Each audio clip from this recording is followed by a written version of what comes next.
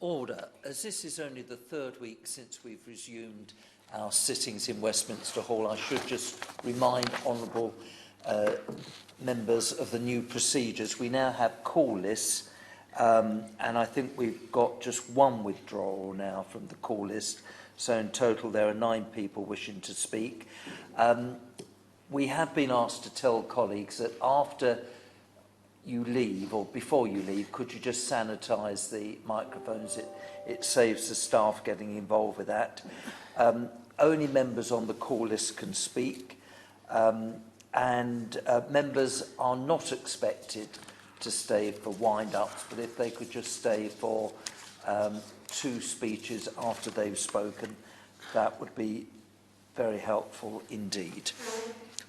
Order, order. Tom Hunt to move the motion.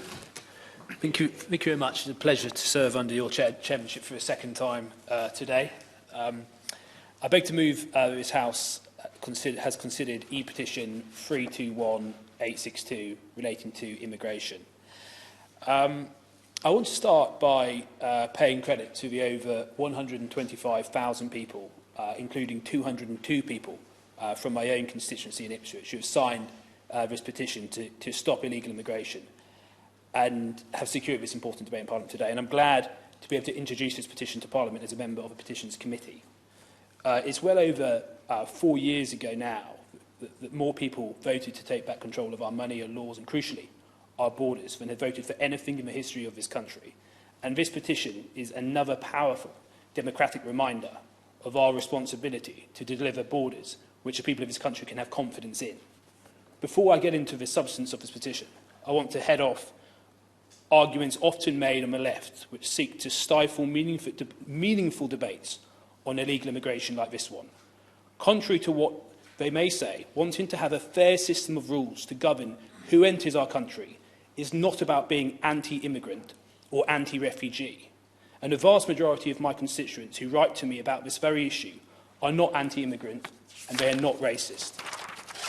Like me, they are immensely proud to be part of a diverse town in Ipswich, which has benefited enormously from immigration and which has shown its spirit of generosity to some of the most needy refugees coming directly from war-torn countries.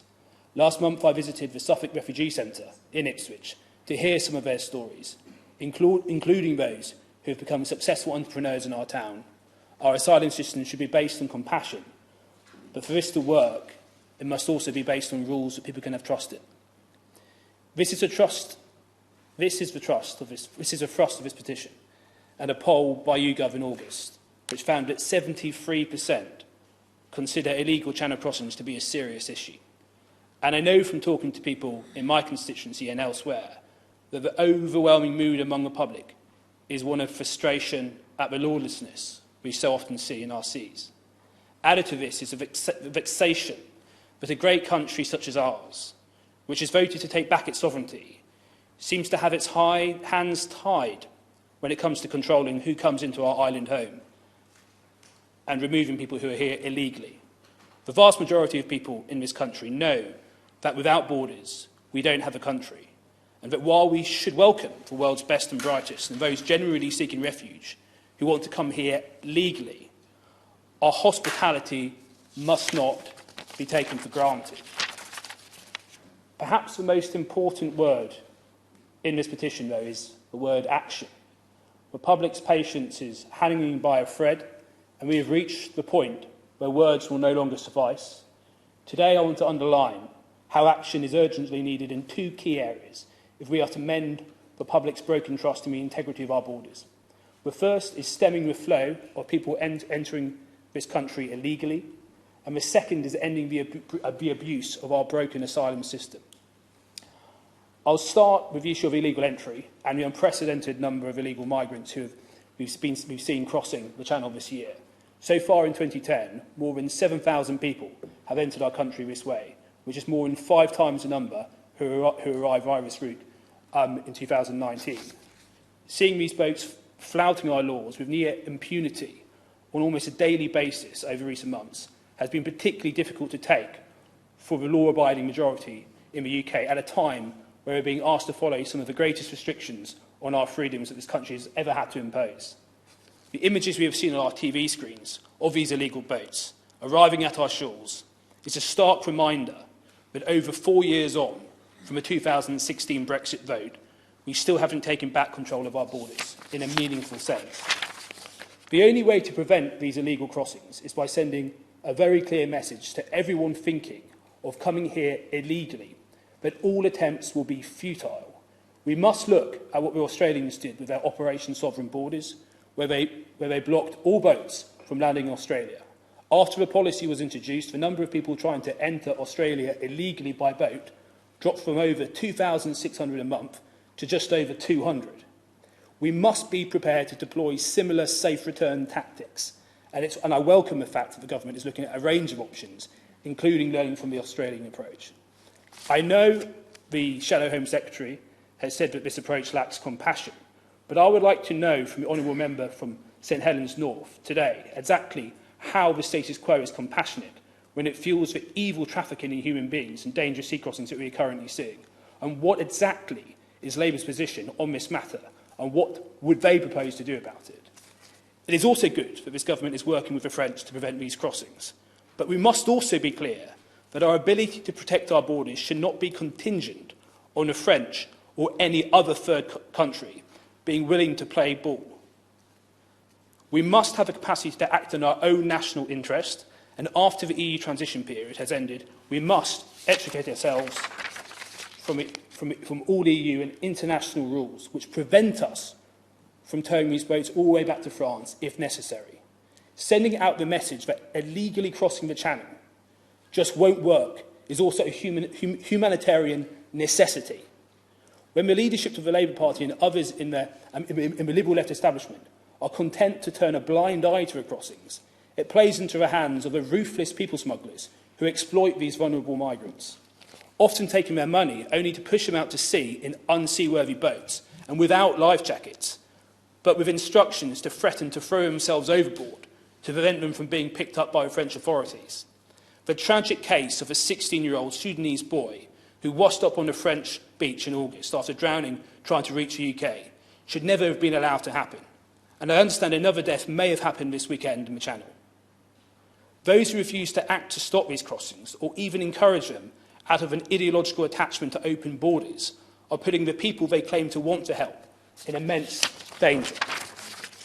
By way of a contrast, in the 5 years before Australia implemented its zero-tolerance approach to illegal boats in 2013, 877 migrants drowned trying to make the journey, but since I understand that none have. Moving on now to our asylum system. Coupled with stopping illegal entry, we must also diminish the pull factors which are causing migrants to attempt these dangerous crossings in the first place. At the heart of this must be overhauling our broken asylum system, as these migrants know that if they're able to reach our shores and claim asylum, the overwhelming chances are they'll be able to stay for good. Less than 3% of approximately 9,000 people who have crossed the Channel illegally since the start of 2019 have been returned. And this is despite around 80% of them this year being found to have no credible asylum claim here in the UK. As my right honourable friend, the Home Secretary, has rightly pointed out as well, the exploitation of our asylum system is abetted by certain liberal sections of our legal establishment who would exploit our human rights law and submit multiple bogus claims on behalf of migrants who have already had their claim rejected to stop deportations. The spectacle we saw earlier this month, where 29 out of 30 failed asylum seekers were taken off a deportation flight at the last moment following intervention of human rights lawyers, is a clear demonstration of how a law as it stands just isn't on the side of the people it's meant to serve. I know my right honourable friend, the Home Secretary, has her finger on the pulse on these issues, especially compared to the Labour Party, who voted at their party conference last year to make this problem much more difficult by closing all immigration detention centres. By contrast, the action the government has set out in its response to this petition, like withdrawing from a Dublin regulation and the EU's common asylum system at the end of the transition period, will help us end the situation where the UK takes 3 times as many asylum seekers from the whole of the EU than we send back. However, I would urge the Honourable Member for Croydon South to go further today than the Home Office's written response to this petition, when it says that a migrant who has entered the UK illegally can have no expectation of remaining here in the absence of a genuine claim for UK protection.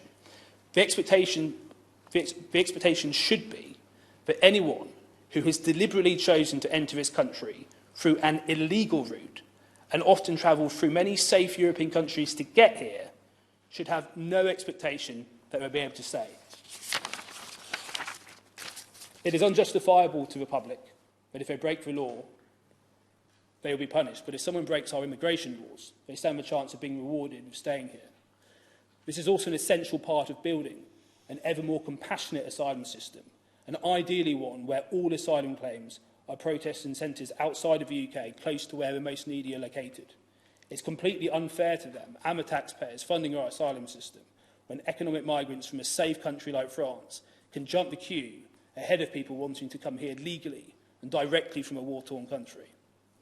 There is an important debate to be had about whether we can accept more asylum seekers legally as a country, but this is an entirely separate debate, and actually one that will be very difficult to have until members of the public have confidence that the laws of our country are being consistently followed.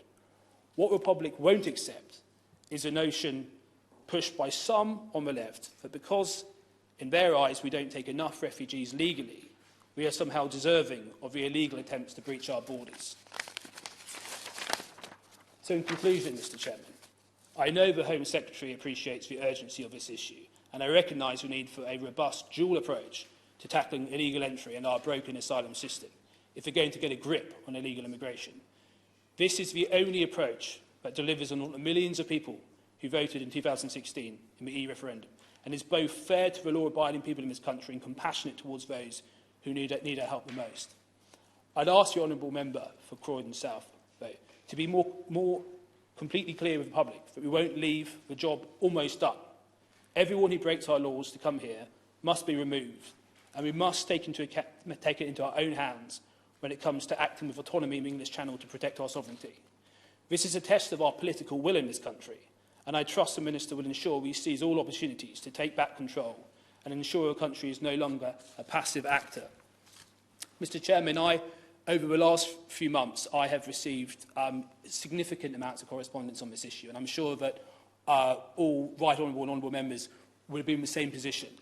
And I'd say that there is a desire that we should be pro-immigration. We should be pro-people coming to this country who want to come here, contribute, integrate. And when it comes to the most needy and the most vulnerable, we should have a rules-based process driven by compassion.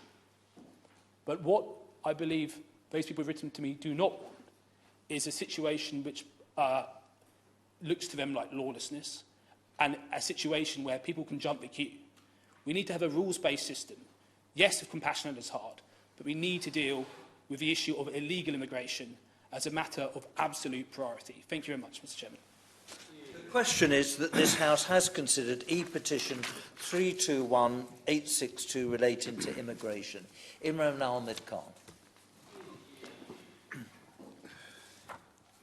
Thank you, Sir David. And it's a great pleasure for the first time to serve under your chairmanship.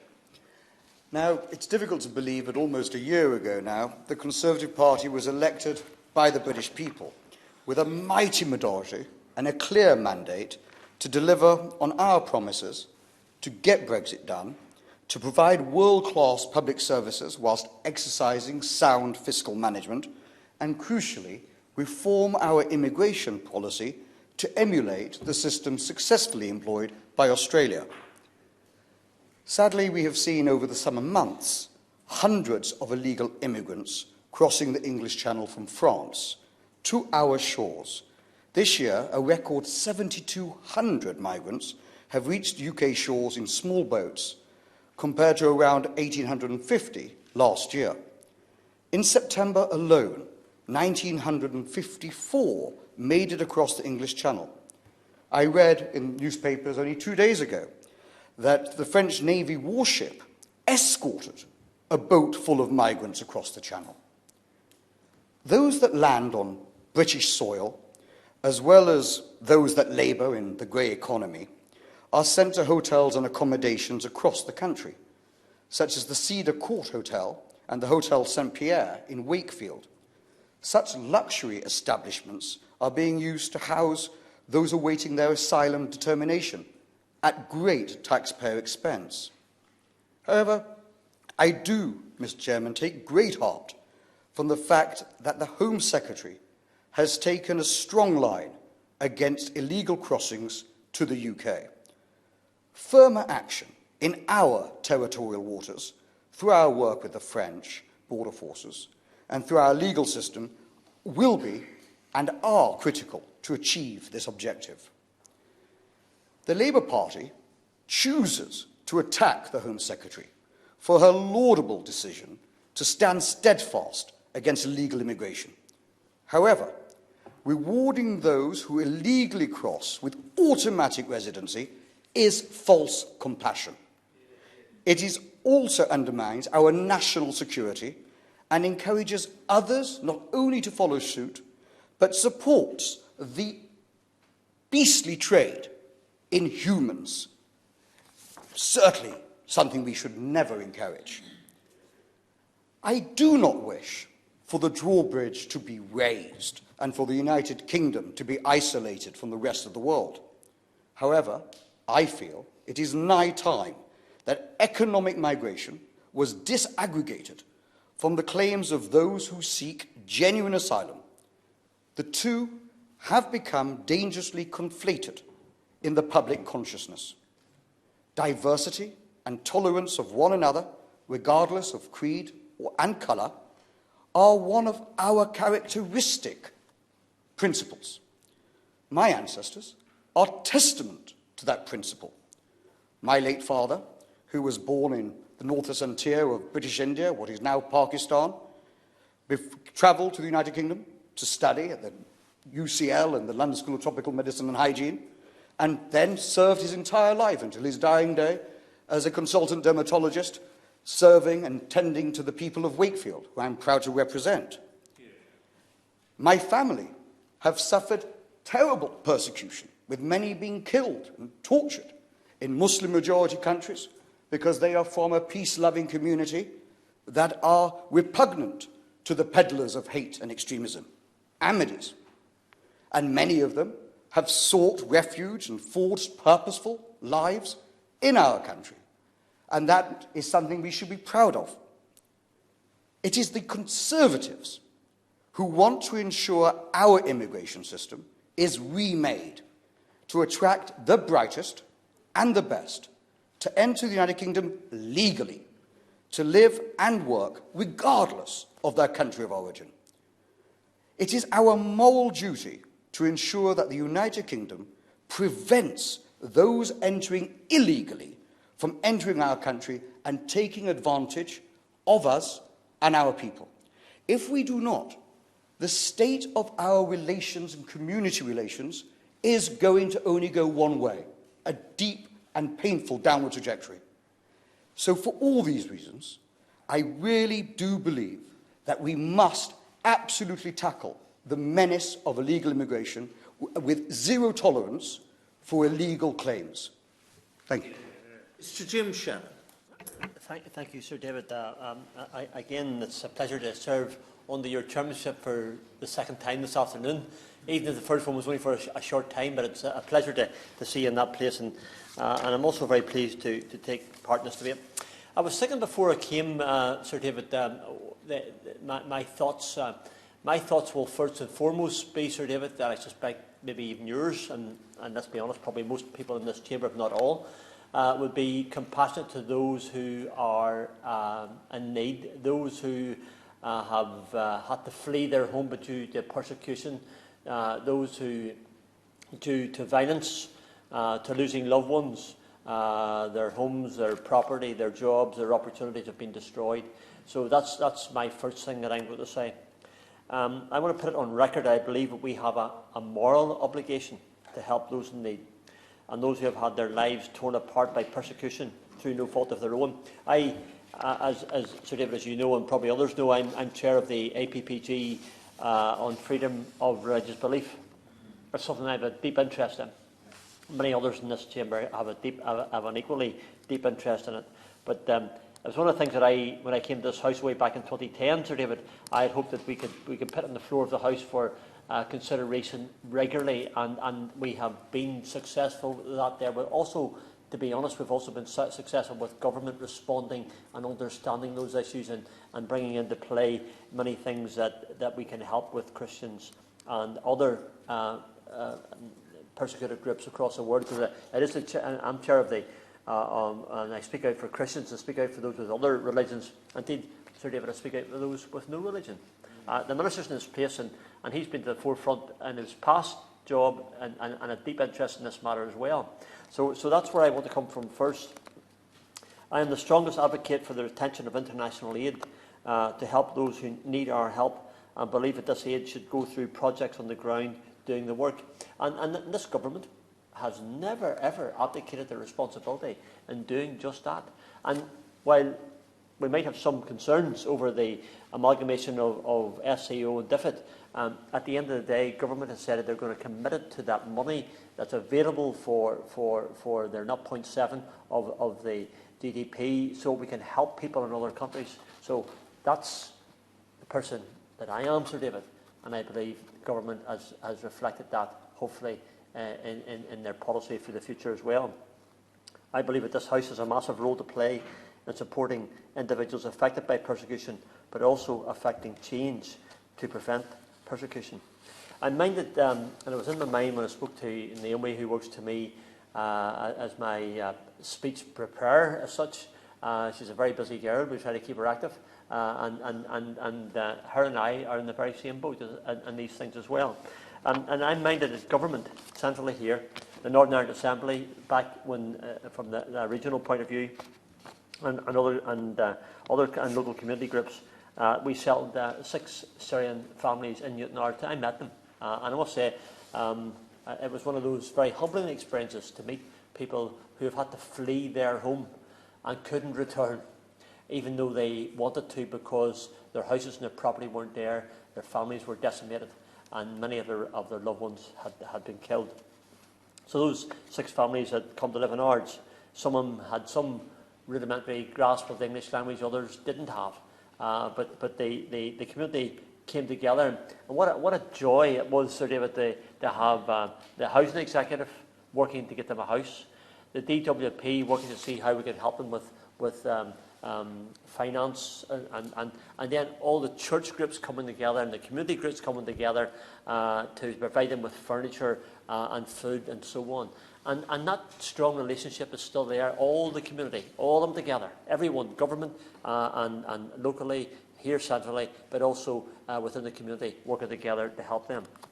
And those 6 families are starting to integrate within the town of Newton Ards.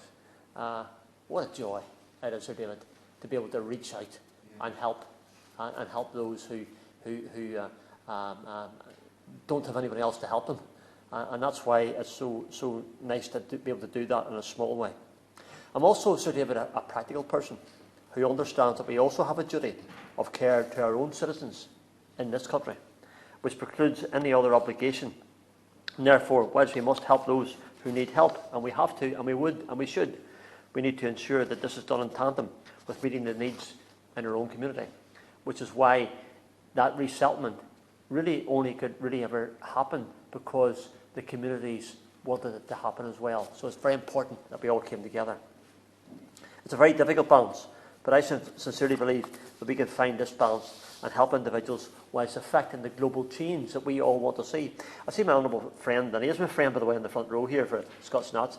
There'll be many of these debates that him and I have spoken together on many occasions, and we do understand, I believe, the need for government to work hard to make it happen.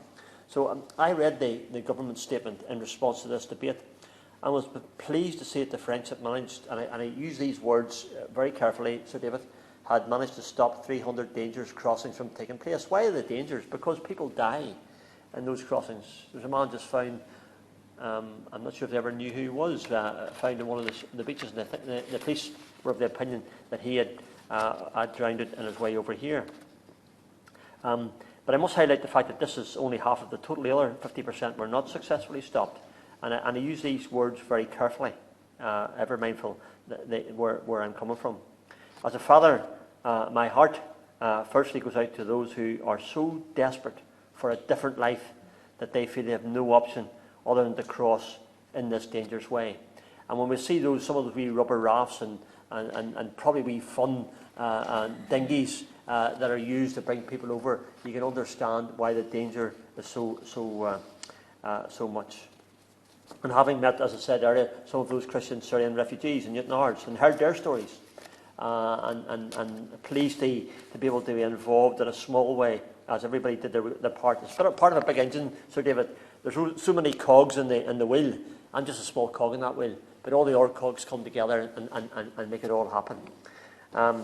It is clear we must do something to be compassionate, but we must also ensure that those claiming asylum do so in a safe way, and a way that's suitable. We have somewhere for that family to go and a hope for their future. In my short 10 years in this house, Sir David, not like yourself, who's been in this house forever, at least I think so anyway, you know. Yeah, we've been able to help many people with their immigration issues, and the ministers have always been immensely helpful, and I put that on record as well, because they always have.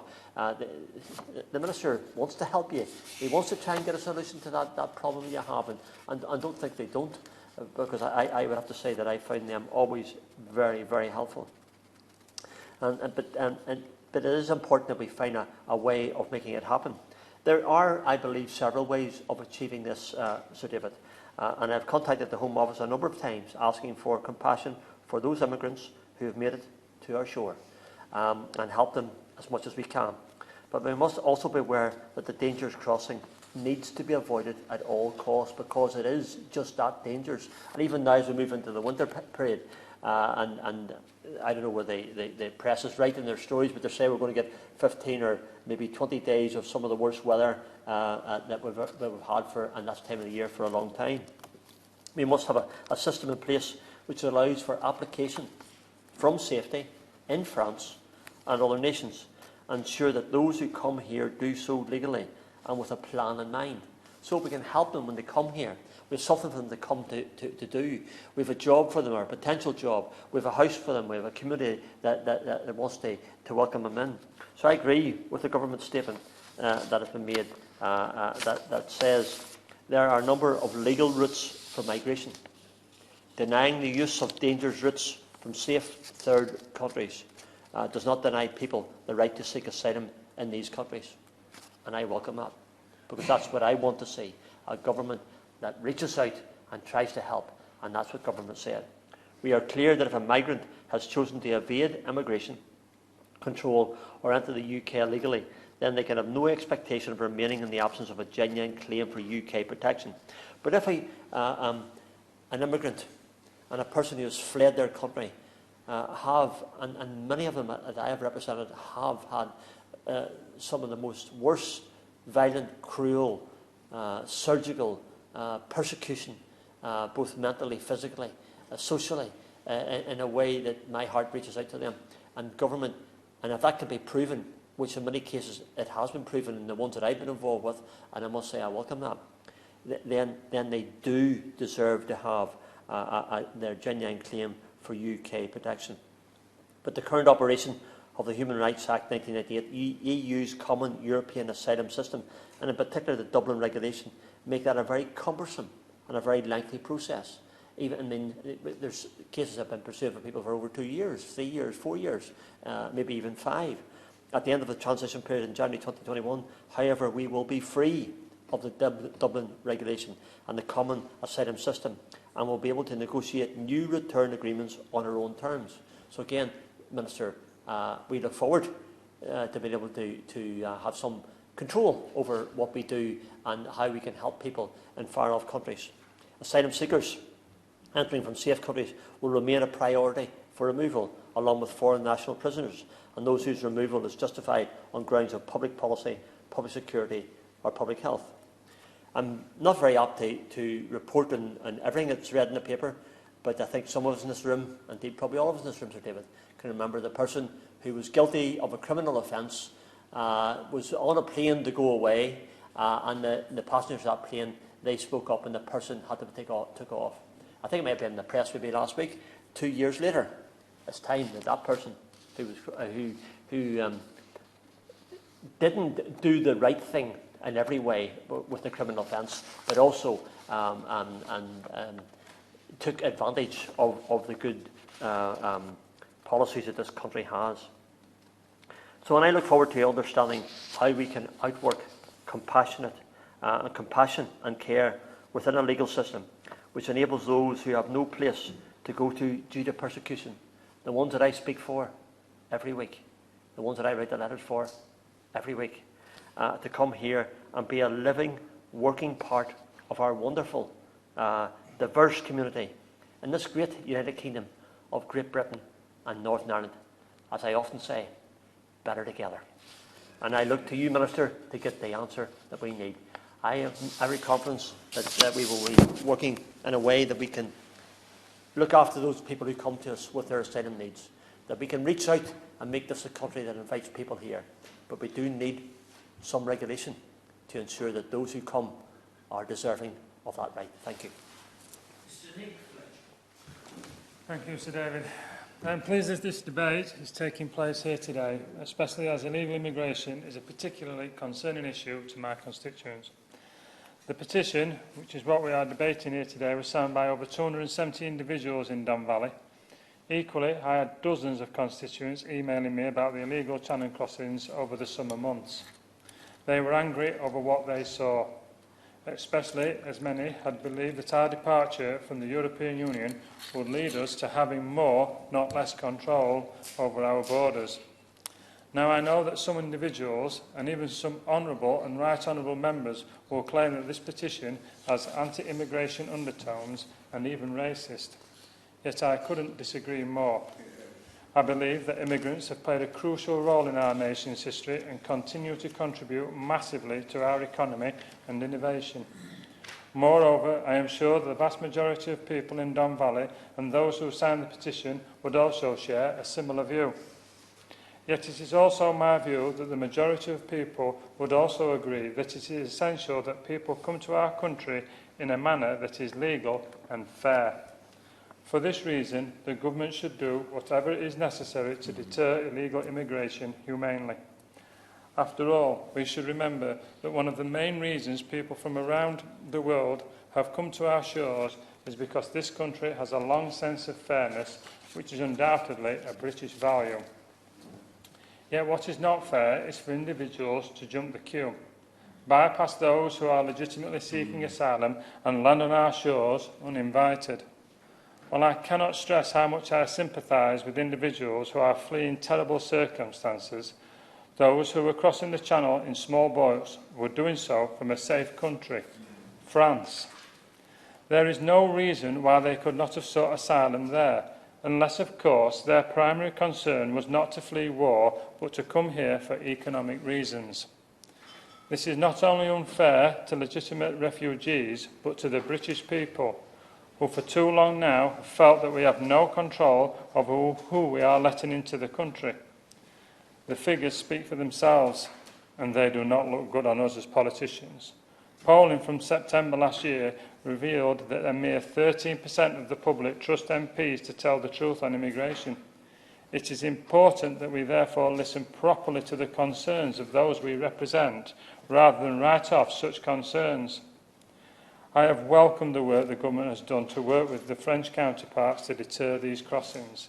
The individuals who traffic people across the Channel are vicious criminals who do not care about the lives of those they are transporting. We should all welcome the commitment from the government to work with the European authorities and pursue those who engage in this practice. The other pressing challenge for the government is to return the individuals to the safe countries they have resided in before illegally coming to the UK. Yet now that we have left the European Union, we should seize the opportunity to reaffirm a British sense of fairness to our immigration and asylum system. Article 3 of the European Human Rights Act can be used by some lawyers to stop the British government from sending back foreign criminals and those who are not eligible for asylum. As honourable and right honourable members will know, the interpretation of whether an individual will be subject to inhuman or degrading treatment if they are removed from the UK is judged on a case-by-case basis. I am pleased to have read that the Government will therefore better define what is meant by inhuman or degrading treatment, so the boundaries of what this means cannot be stretched to such an extent that the terms become meaningless. This is extremely important, especially because 2 months ago, a Home Office chartered flight with 23 illegal immigrants was grounded at the very last minute by human rights lawyers. This has nothing to do with fairness and is merely a form of left-wing activism. If we are to restore the trust people have in our immigration system, it must come to an end. We therefore need to quicken the process of returning false asylum claimants, while also ensuring that those with genuine claims are not trapped in an endless cycle of bureaucracy. This would better deter those from making the illegal crossings, while genuinely helping those who need our protection. This is what the signatories of this petition want, and I support them in that. I know the Home Secretary has promised a complete overhaul in this area, something which I know the people of Don Valley will welcome enormously. I can only urge other members to listen to the concerns of the British people and, as the Home Secretary said, make our asylum system firm but fair.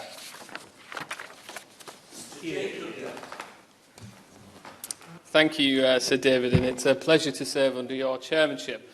I also thank my honourable friend for presenting this debate today. It really is a pressing issue, which is underlined by the significant level of support for this petition.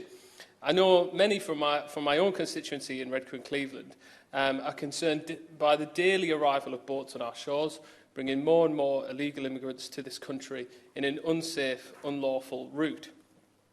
I previously raised this issue in my local newspapers and local media, and I was lambasted by local Labour politicians for commenting on issues 300 miles from the sandy shores of Redcar and Mask. However, the fact that 311 of my constituents have signed this petition, more than anyone else speaking in this debate today, shows the strength of feeling. And over the summer, it was the #1 issue in my inbox. So I won't take any lectures from the Labour Party, particularly when they don't even come to a debate on this, for speaking up for my constituents. And maybe their silence on this is why Redcar elected its first ever Tory MP in December.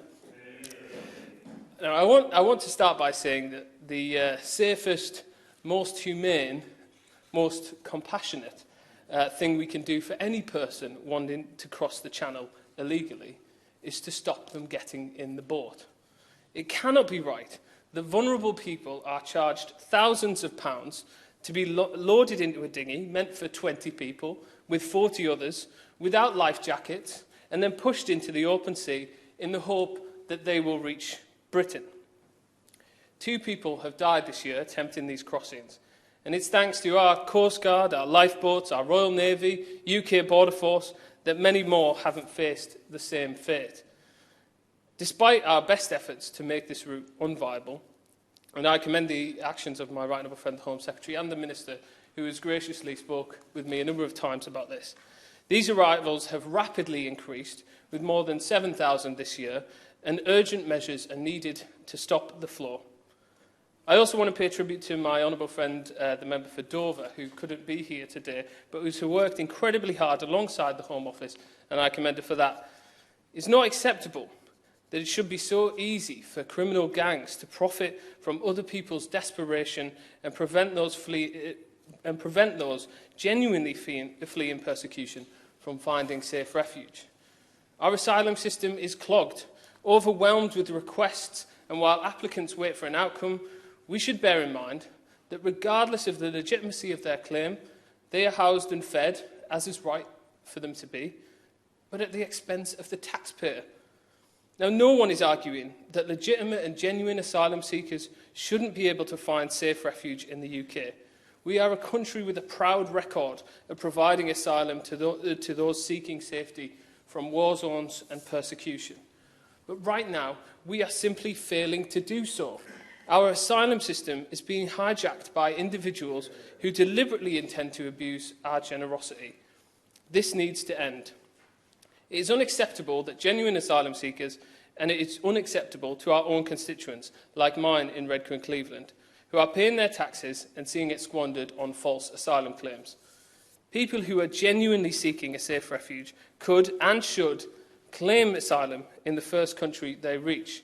However, before crossing the Channel, many will have already registered as an asylum seeker in another EU country and travelled through France and various other countries to get to our shores.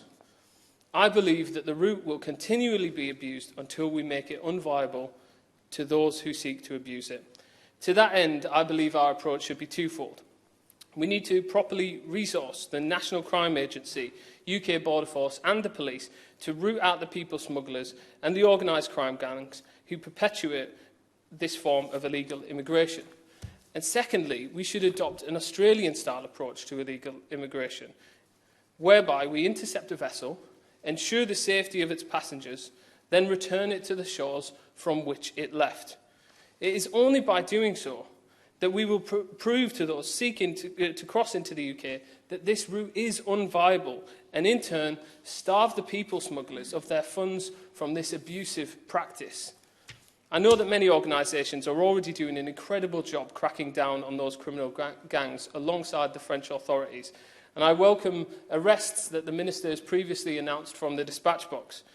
But can I urge ministers to go further and do everything they can to make sure the French authorities are stopping people attempting to make the crossing in the first place? And can I also urge them to push for joint operations to intercept boats at sea and make sure they are returned safely? We must take this problem seriously and make sure anyone who breaks the law faces the full consequence, or else we risk failing those who genuinely need our help. And I want to finish as I started, Sir David, by saying that the safest and most humane and most compassionate thing we can do for any person wanting to cross the Channel illegally is to stop them getting in the boat. Thank you. Thank you, Sir David. It's always a pleasure to see you in the chair, and I very much enjoyed and agreed with most, apart from his final paragraph, the Honourable Member for Strangford, but I have to say that's where the consensus ends in terms of this debate, and it is a debate. And I certainly was struck by a number of contributions which talked about illegal immigration, but not one person actually articulated what that actually means and their definition of illegal immigration. So let's, I think, move on to the facts rather than the rhetoric, Sir David. The facts are the number of people claiming asylum in 2020 substantially reduced this year, 40% drop according to the government's own statistics. It's the route that has changed, and because other routes are no longer available is why there are these crossings. It's not illegal, Sir David, to enter the UK for the purposes of making an asylum claim. The most recent evidence set out by the Home Office's clandestine Channel Threat Commander suggests that 100% of people crossing the English Channel in small boats are doing so to claim asylum. That's clear evidence that was given by the Commander to the Home Affairs Select Committee. That is to seek international protection. None are trying to enter the country unobserved or for criminal reasons. That's the evidence that was presented. And as I've said earlier, there's been a 40% drop on the immigration statistics published in August this year, and that compares the last quarter from 2019. I'll give way to the Honourable Gentleman. I thank the Honourable Member for giving way. I accept his argument that the route has indeed changed, but would he not see that the route is now much more unsafe? You know, any other route that an asylum claim can be made is intrinsically more safe than going out to sea in a dinghy that's not meant for the amount of people that it's carrying. Well, I thank him for that intervention, as I'll come on to later on. The UK Government has a responsibility to provide safe legal routes for people claiming asylum, and I'm going to come on to some of that later on in my contribution. Now, what is the legal position for people seeking asylum in the UK excuse me, after arising from France? For those arriving in the UK and make a claim for asylum are subject to international refugee law, Sir David, in terms of that right, and it's not affected by their mode of arrival or means of entry. The UK is a signatory to the 1951 Convention relating to the status of refugees and the 1967 Protocol. And how does the legal system intervene to help people being removed? I was staggered to hear, Sir David, that the legal profession in the UK has been overrun by these Trotskyite and Marxist lawyers who are stopping people from being deported. What absolute, utter nonsense, and is certainly just not the case. And I want to just explain, Sir David, for those watching this debate, what the legal system actually is that stops people being removed. Because the claim that sometimes the legal system unfairly prevents people from being removed is actually a nonsense. In fact, it misrepresents how asylum and human rights law functions and its purpose. As set out, there are established processes for the removal of people in certain circumstances where their asylum has been fully heard by the UK or should be held elsewhere. I have no problem with that. I have seen individuals come to my office who have had to be deported because they've went through the system. Some of it criminal activity. Have no problem with that at all. But removals are stopped for a wide range of reasons, such as health grounds, due to trafficking concerns, and appeals protecting the rights of individuals. And where those removals are halted is because the Home Office and the Home Secretary are not adhering to the law. Removals cannot be prevented by lawyers themselves, as we've heard in some of this debate that it's the lawyers who are stopping deportations. Nonsense. The legal assistance provided to ensure that the law is upheld and, if necessary, by a court. A court of law determines whether a removal is stopped or not. And such processes have to be undertaken quickly, as applicants will not usually be given much notice of removal proceedings. That is a fact, and I can say to you, Sir David, in terms of the constituency case, what I've got with Glasgow being one of the only, I would say, in Glasgow that takes on, the only one in Scotland that takes on asylum seekers. I'll give way enough. I thank the Honourable Gentleman for giving way. Now, you mentioned that Glasgow takes on asylum seekers, and you'll be fully aware, a few years ago, one of my co-religionists was murdered by somebody of Pakistani origin in his shop for being simply an Ahmadi Muslim who wished his Christian neighbours, I believe it was, a happy Easter. Now, as somebody who knows asylum particularly well, I also know the abuses of the system and people who really generally do need safe avenues for asylum. So I can tell you quite categorically, you can apply for asylum in this country through legal mechanisms. The Ahmadi community, for example, has since the 80s banned and refused, and with discipline told nobody can come to this country or any other country who is an Ahmadi by illegal measures at all. And that's why we have no... Sorry. If that was an intervention, I have to say to the honourable member, it was quite a long intervention, and there didn't seem to be a question to it. So could the honourable member just come to his point, please? Do you not agree? Evidence dictates that people abuse the asylum system, and do we not want people here to live and work amongst us and become part of the fabric and silver and golden friends of the national tapestry who obey the rules? It's one of the characteristics of our country, and if we're allowing people coming in whose very get-go is breaking the rules, are they going to fit? Mr. Speaker.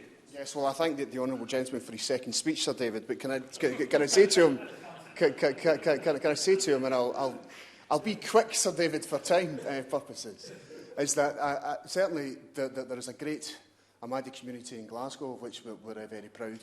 All I can say to him, and it's just based on my experience of dealing with asylum claims, is that asylum claim abuses are few and far between compared to those seeking genuine asylum. And I would want to see the government, touching on the point that the honourable gentleman made, I would want to see asylum seekers now being given the right, after a certain point, to have the right to work, so that they are embedded in the community, as the honourable gentleman suggests. I think that that's something that must be looked at. My honourable friend for Glasgow North has a private member's bill on this, Sir David, and I think that there has to be a serious discussion about allowing asylum seekers the right to work. I'm proud to have an office manager who is a refugee, whose family, who had family members murdered by Saddam Hussein's regime, who came to this country her father was working.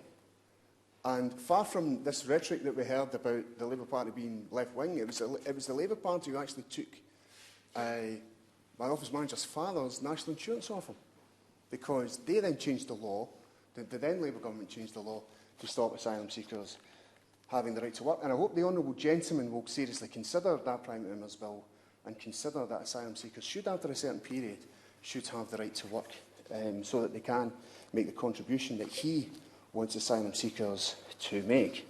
Now, Sir David, I have to say the Home Office's response to the recent Channel crossings displays, in our view, as a party, a complete disregard for human suffering that is both shocking and shameful. By responding to these crossings in a dystopian, quasi-militaristic way, with surveillance technology, appointing a clandestine Channel threat commander, and positing the idea of bringing in the Royal Navy, something later condemned by the UN's Refugee Agency and the International Organisation for Migration, only reinforces the headlines which likens this failure of leadership to an invasion. Contrary to the Department's remarks, the reality is far from being the crisis the newspapers suggest it is. The United Nations High Commissioner for Refugees, the representative in the UK, has said recently that the UK, far from the epicentre of the real challenge, are far from the epicentre of the real challenge. And asylum claims in the UK have, as I have said it, and I say it once again, have fallen in 2020. And that was confirmed by Abby Tierney, the Director General of UK Visas and Immigration at the Home Affairs Select Committee in September this year. The response to this petition describes Channel crossings as unacceptable behaviour. What the Department seem to be unable to understand, or is perhaps failing to mention, is that it's already closed and is closing more safe legal routes for refugees to reach the United Kingdom. This is leaving extremely vulnerable individuals who are often fleeing unimaginable conditions, as the Honourable Member for Strangford rightly pointed out, with little choice but to place the fate in the hands of criminal gangs. A report last year by the Foreign Affairs Select Committee, of which the Home Secretary was a member at that time, said, in the absence of robust and accessible legal routes for seeking asylum in the UK, those with a claim are left with little choice but to make dangerous journeys by land and sea. Now, the Minister, I assume, Sir David, the Minister is seeking to make an intervention because there was a lot of noise there as I was making those remarks, but I'm happy to give way to him. Well, I'm very grateful to the Honourable Member for giving way. He said that migrants are compelled to cross the English Channel in order to claim asylum.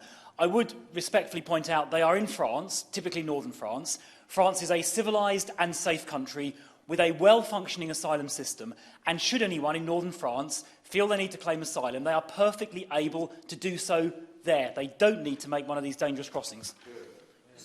Well, that may very well be the Minister's view, and he's going to have, obviously, an opportunity to say that, and I'll perhaps make an intervention. Well, the Minister that seems to be harumphing in a sedentary position, Sir David, I'm rather concerned for his welfare. He seems rather excitable, Sir David. Perhaps you can pass him a note and have a word, just to calm him down.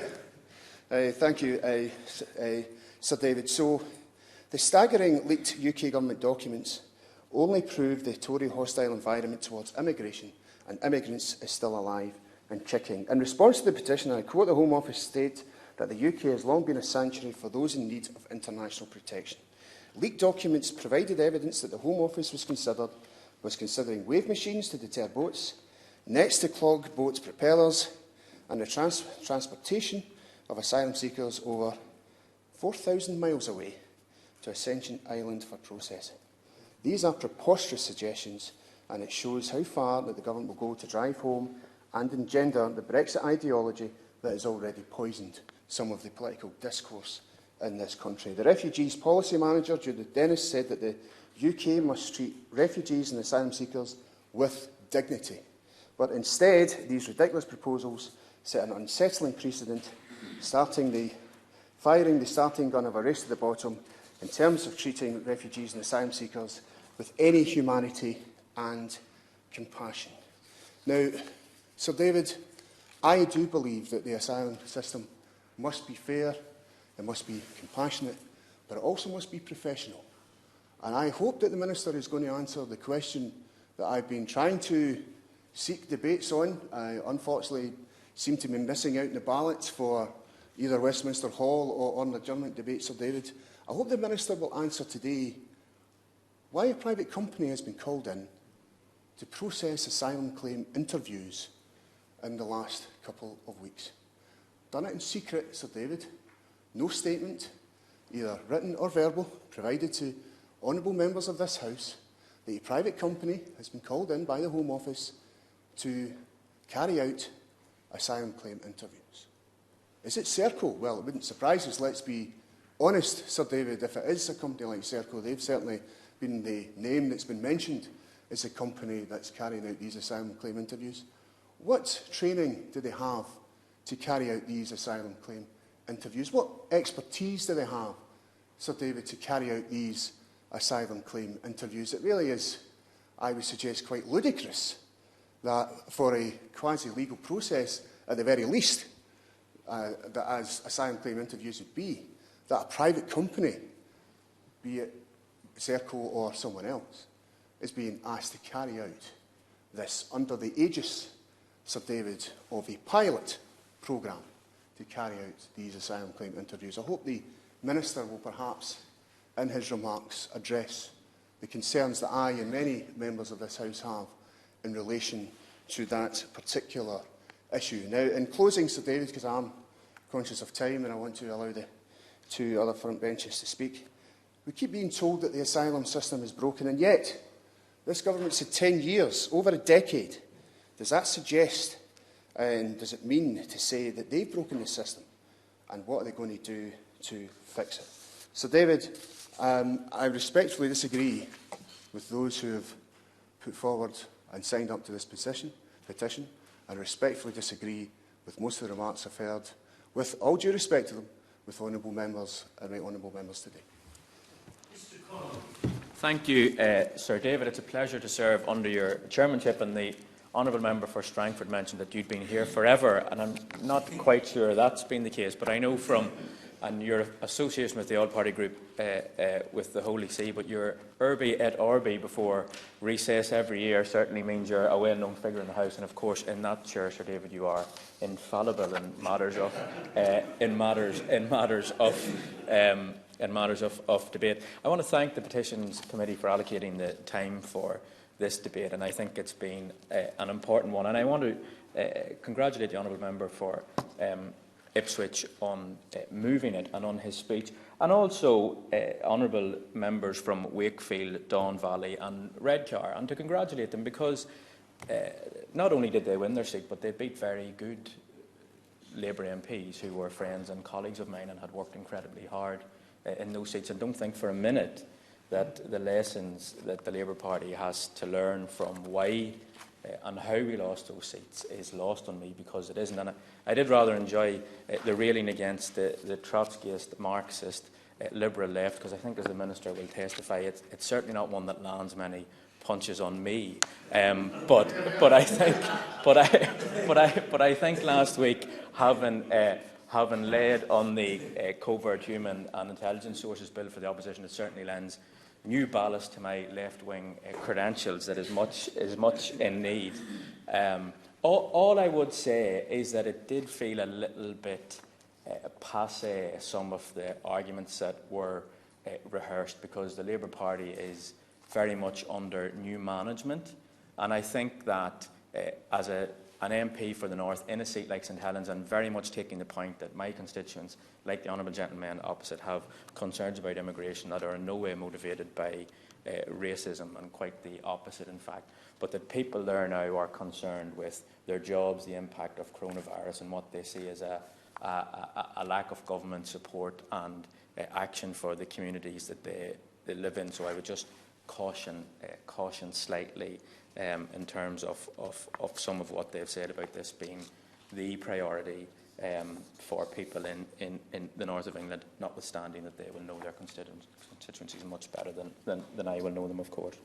Moving to the substantive points that have been raised, and there is much that we could talk about, but I want to focus my remarks. And we've all witnessed the increase in channel crossings in small boats over the summer months with huge concern, and I recognise in this petition the strength of feeling and sentiment on this issue. And I know that seeing those votes for many people represents a breakdown in the systems this government has put in place to manage migration. I don't think that's an unjustifiable view. But the issues here are complex, and they do require a considered, compassionate and effective response. And I think it is necessary that our words and actions reflect both an understanding of the harrowing and appalling circumstances which have resulted in many individuals and families taking extreme and desperate decisions, but also prevent any further exploitation of those facing such impossible decisions by criminal gangs and traffickers. We need to ensure that the United Kingdom strategy reflects our values, that we respect the rule of law and address illegality, and ensure, though, that we can provide safe and legal routes to those who have a case for seeking asylum here. And I think there has been an inadequacy in delivering against some of these values, because what we need is that calm, compassionate and rational decision-making. But I fear instead we've had rhetoric over action.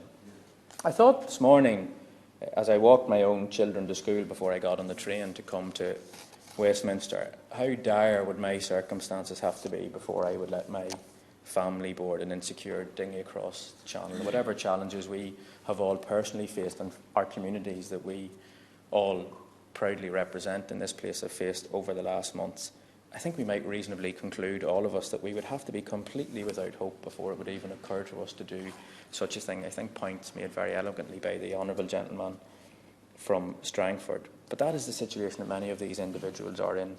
Over half of refugees globally originate from either Syria, Afghanistan or South Sudan, countries that are completely ravaged by violence, chaos and destitution. Those who undertake the crossings understand the danger they face by making these journeys. So the fact that they make the crossings nonetheless show us how desperate a situation they feel they are facing.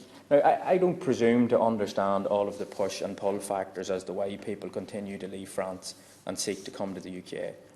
But we do see the numbers who make the decision to undertake that journey. And so I would ask the Minister what efforts are being made to understand those decisions based on the experiences of those who have crossed the channel and analysis of that. Because I think it's always worth remembering that the vast majority of those who flee their homes to reach Europe never reach Calais at all. For example, Germany, France and Italy are all far more common destinations than the UK for migrants, for many reasons.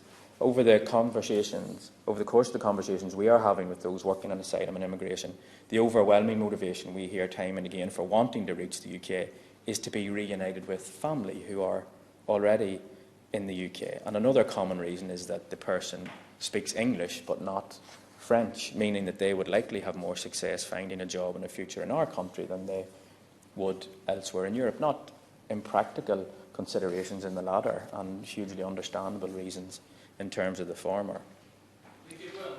I will. Do you agree that with the situation that he's talking about there, about language barriers and the like, that actually at that point we're no longer discussing an asylum claim, we're then discussing migration and a need to move to England as an economic route as opposed to for safe refuge? Lots of conflation and confusion around the various types of immigration we have here, but once a person has embarked upon a route to claim asylum, that is the only one open to them, because as the member for Glasgow South West says, other avenues are no longer, and so that's why it's important that it's processed through a due legal route, and one that is done promptly. And I'm keen, given the honourable gentleman's predilection to point out members who aren't in this debate, for him to be able to get back and join all of my colleagues who are in the other debate on immigration on the floor of the House of Commons, lest his absence from that should be pointed out, Sir David. But look, I would say I have been disappointed with the response of the government, and the Minister knows me well enough to know that I make that argument sincerely. I think some of this needs to be addressed. The first is the abolition of the Department for International Development. Now, arguably, doing that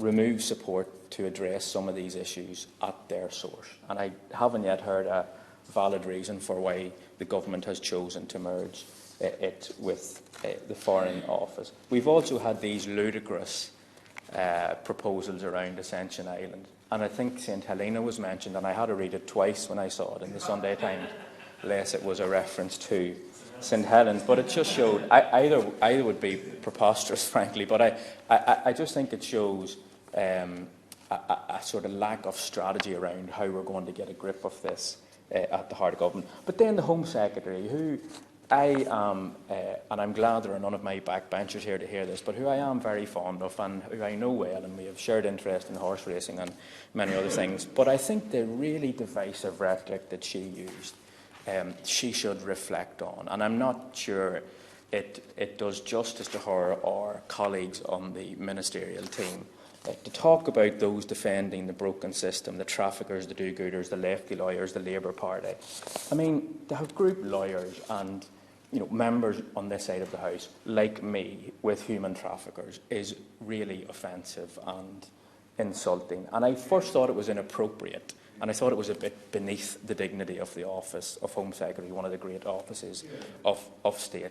But subsequent events have proven that it's actually quite dangerous, and that it has led to incidents where lawyers have felt threatened in terms of their own safety. Human rights is not a bad word. It is something that this country has been at the cornerstone of, whether through our role in the Council of Europe, or the United Nations, or other multilateral organisations throughout the world. And I think we just need to be careful about mistaking issues with process with ad hominem attacks on individuals. But the frustrating thing is that in spite of the rhetoric, the Home Office haven't even been successful in achieving the commitment to deter these crossings, because the closing down of other routes to the UK brought about by the coronavirus pandemic has brought exceptional pressures. But the number of migrants who crossed the Channel in small boats in August 2020 is more than 4 times of that in August 2019. It might also be worth pointing out to honourable members who arrived here with great gusto in December that we have had a Conservative government in whole or part for 10 years. So all of these criticisms that are made about the asylum system are suitably addressed to the Minister rather than the opposition. Look, what we need now is a practical, even-handed and, I think, realistic response. Many migrants arriving in Calais have legitimate claims for asylum, but they don't have practical and legal means of reaching the UK. So the strategy of deterring crossings from taking place isn't working. So what we need is a renewed strategy, and I'm sure the Shadow Home Secretary, as he has offered, would be happy to discuss this in terms of ways in which we can work together on it to deter crossings, but also functions adequately for those in need. So the strategy has to be to ensure that legal and pragmatic routes continue to function for those with legitimate claims for asylum, that due process. Now, in response to an urgent question on asylum back in June, the Minister told the House that last year the UK made 20,000 grants of protection or asylum. So those are cases which the Government has deemed, against a strict criteria, merit asylum being granted in the UK.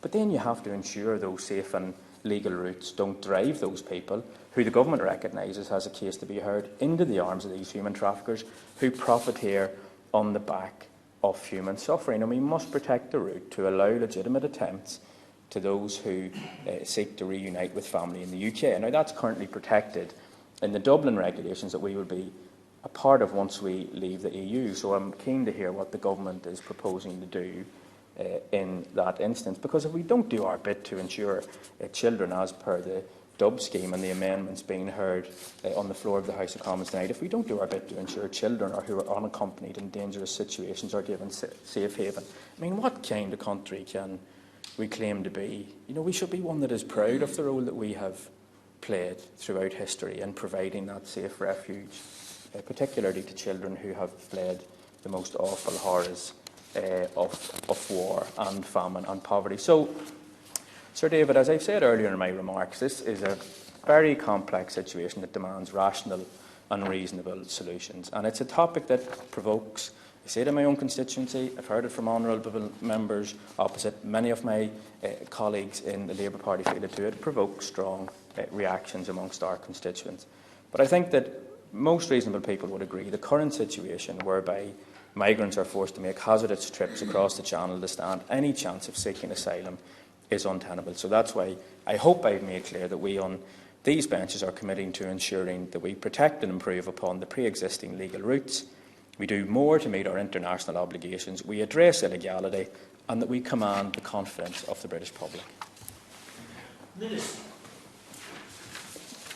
Sir David, it's a great pleasure once again to serve under your chairmanship, which is, of course, as the Shadow Minister said, always infallible. And thank you to the Shadow Minister for his very balanced remarks in summing up there. I think it is fair to say no one would ever accuse him of being a Trotskyite. Sadly, something one can't say of every member of his, of his parliamentary party. Well, let me start by congratulating the honourable member for Ipswich for securing this debate and for presenting it on behalf of more than 100,000 petitioners who we discovered, a majority of whom we discovered come from the constituency of Redcar and Cleveland. I think the member for Ipswich laid out a very compelling, passionate and well-articulated description of why illegal immigration is a huge problem for our country.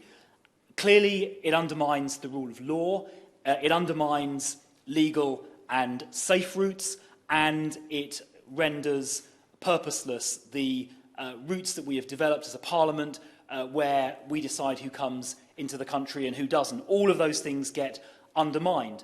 And as a member for Wakefield, I thought very powerfully and passionately pointed out, immigration, when done within the rule of law, can be an enormous force for good. And his own family story that he laid out earlier is a very moving and very powerful illustration of the enormous contribution that legal migration to make to our society, strengthening it and contributing to our society as his father and his whole family have done. And our country is better, stronger and richer in every sense for the contribution made by the honourable member's family and millions like them who have made their home legally here. But of course, illegal migration undermines all of that. It undermines public confidence in the system. It puts immigration into a very negative rather than positive light. And it makes it much harder to allow legal immigration if the whole system is undermined. And, Sir David, I think in all honesty, we must admit that the small boats crisis that has unfolded this summer is an example, a very sad and appalling example of illegal immigration undermining confidence in our system, which the government finds completely unacceptable. It is completely unacceptable, and we are determined to stop it. We make no apology at all for saying that. We say it's unacceptable for three reasons. It's dangerous, it's illegal, and it's unnecessary. It's dangerous, as so powerfully demonstrated by the tragic death earlier today or yesterday of a man believed to be aged between about 20 and 40, and indeed the very sad death a few weeks ago of, I think, a Sudanese gentleman aged 26.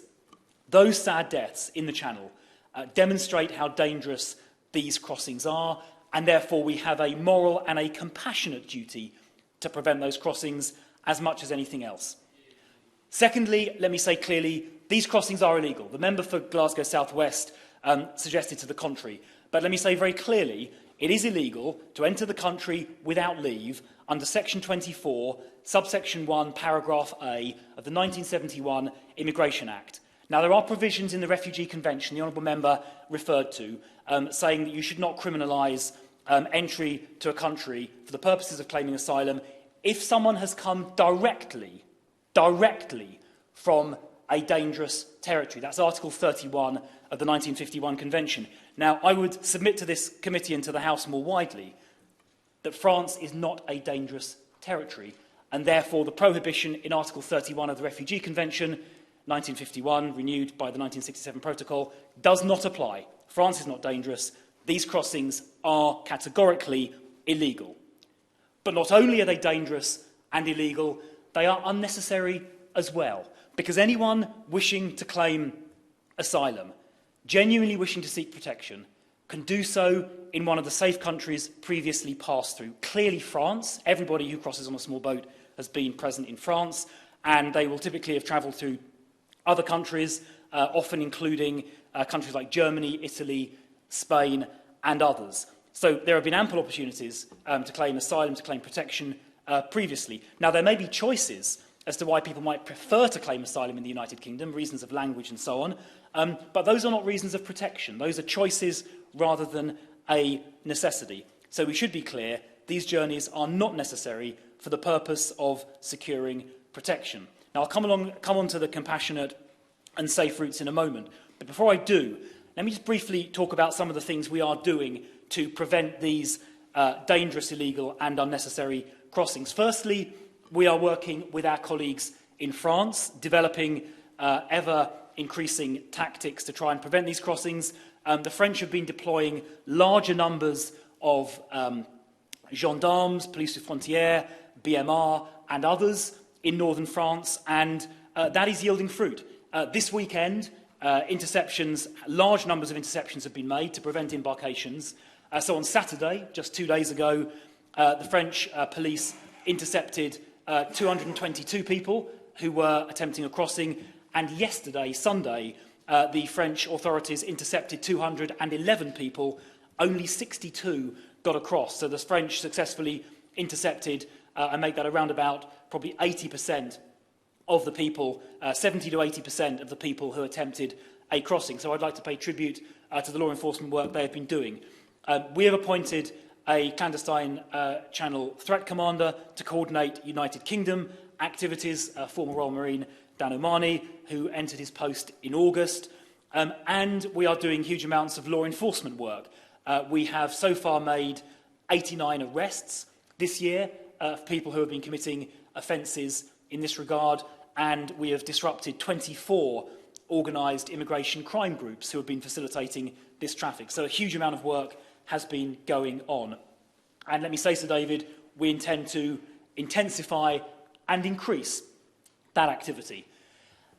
Now, in terms of the future, we do intend to legislate next year to tighten up our system, but it will have two elements to it. It will be firm in that it will take tough action against illegal immigration, but it will also be fair in the sense that it will provide safe legal routes for genuine refugees. And let me just say a few words about the work the United Kingdom has done so far on those safe legal routes.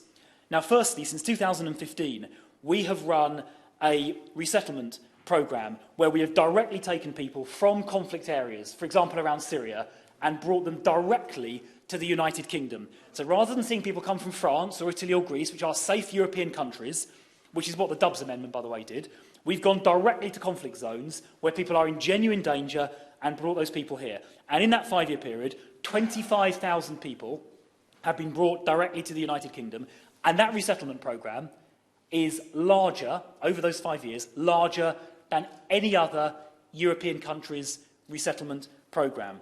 Now, the member for Strangford raised some points about that, and I must say I agree with him in the sense that the intake from that resettlement programme, which focused, as members will understand, largely on people of Syrian nationality, it did not reflect the pre-conflict population of Syria, in that Christians were very severely underrepresented. And the Honourable Member for Strangford and I led a debate, I think back in, must have been July of last year, July 2019, on the persecution Christians suffer around the world. Indeed, Christians are the most persecuted group of any globally, and I would like to see our future resettlement activity better reflect the persecution that Christians suffer around the world. But there are many other legal and safe routes we offer.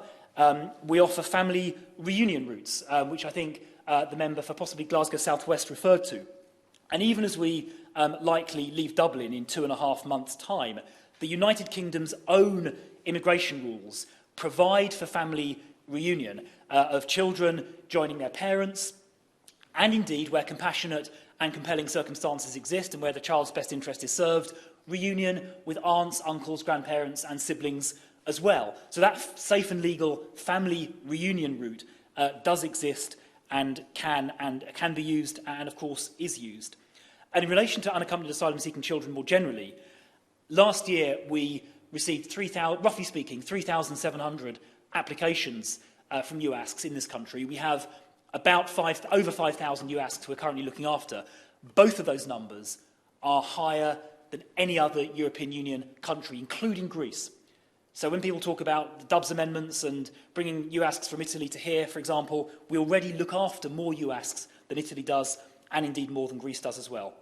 And we do it very well, I must say, as well. We look after them extremely well. The member for St Helens North the Shadow Minister, mentioned overseas aid. And I mean, we haven't abolished overseas aid, of course. We have merged it with the Foreign Office, so better coordination is possible. But since he mentions overseas aid, it is worth putting on record that we are the only G8 country to meet the 0.7% of GNI spending on overseas aid, the only G8 country to do that, amounting last year to some £14 billion. So not only have we got the top resettlement numbers, direct resettlement numbers of any European country, not only do we welcome more unaccompanied asylum-seeking children than any other European country, we also are the only European country to meet our 0.7% of GNI target. So anyone who suggests that the United Kingdom is not a generous and welcoming country is clearly not appraised of those facts.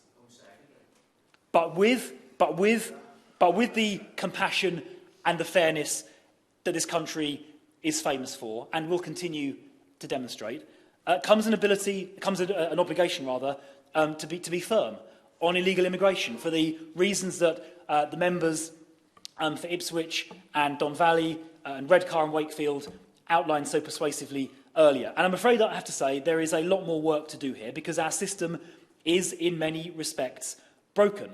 It is possible for people who shouldn't be in this country, including dangerous foreign national offenders, to submit very late claims that are essentially vexatious with the purpose in mind of preventing their removal. And there are a number of cases that I've become painfully aware of in my 6 months so far as one of the two immigration ministers, where very, very dangerous foreign national offenders have repeatedly, like 5 or 6 or 7 times, over the course of a number of years, at the very last minute, just before the moment of removal or deportation, lodged last-minute claims that subsequently are found to be wholly without merit by the court, but nonetheless they succeeded in frustrating that removal. And we need to legislate to prevent that kind of abuse happening because it brings our system into disrepute. And I think one of the honourable members on this side mentioned a recent example of a flight due to take people claiming who had tried to claim asylum here but had previously claimed asylum, I think it was in Spain, back to Spain as required by the Dublin regulations, the EU's own regulations, but a slew of last-minute legal claims, many of which proved subsequently without merit, caused that flight to be cancelled. And that sort of abuse of the legal process, frankly, and it is abuse, I'll be completely direct, it is abuse of the legal process, is not something this government is prepared to countenance anymore, and therefore we will be legislating next year to fix that and other problems. Yes, of course I'll give way. Sir David, I thank the Minister for giving way.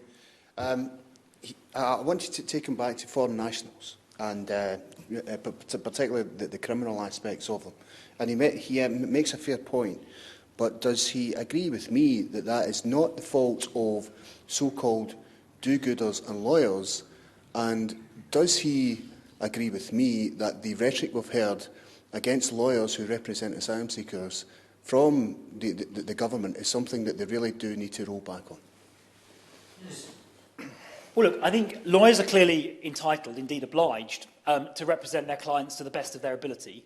But there have been examples, including examples reported by The Times last week, where immigration lawyers have encouraged their clients to make vexatious claims. And in the example reported by The Times last week, the Solicitors Regulation Authority, quite properly, took disciplinary action against those solicitors. And when you hear lawyers sometimes speaking about pursuing politics through the courts, that is not helpful. But I do accept, of course I accept, that barristers and solicitors and other forms of representatives are obliged and entitled to represent their clients to the best of their ability within the law.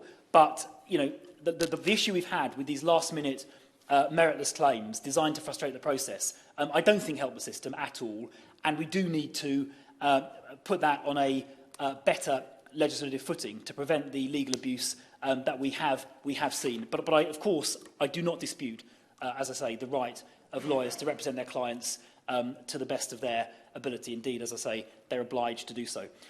So, David, I don't wish to detain the committee any longer, given that the main event is happening on the floor of the House as we speak. But let me just reiterate that the government is determined to protect our borders, determined to end these dangerous, illegal and unnecessary crossings, determined to end illegal immigration, but at the same time to ensure we are fair and compassionate And those who are genuinely in need of our protection around the world do receive that protection. Mr Hunt, to wind up the debate. I'm struggling to turn this on. I hope it's on now. It's on now. It turns itself on. Well, I'd like to thank all of the honourable and right honourable members who have contributed towards this debate today, particularly the Minister for the statement that he's just made. I have discussed this matter before with the Minister. I've had the benefit of having discussed it with you before, and I am confident that this is not a simple thing to deal with. It is complex, and it's not straightforward.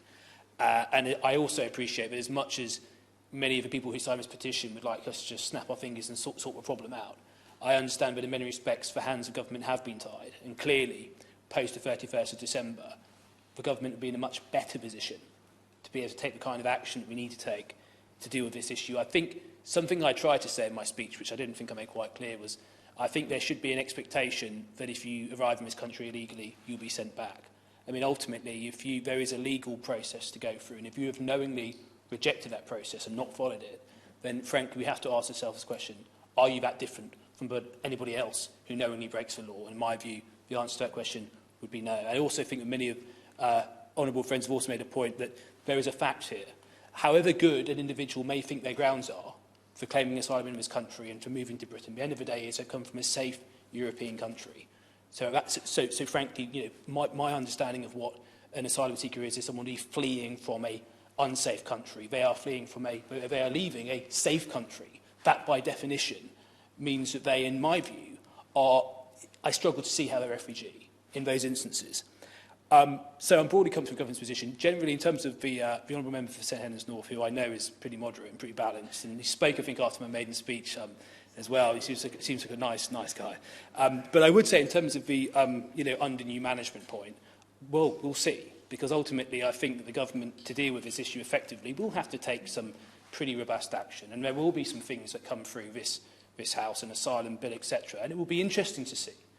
It'll be interesting to see how Her Majesty's opposition react to that kind of legislation. And, of course, in terms of new management, it's an interesting tactic when the manager doesn't even send his players out on the pitch, which, frankly, sometimes feels like the case with the leader of Her Majesty's opposition. At some point, those players will have to be sent out on the pitch and will have to probably vote one way or another.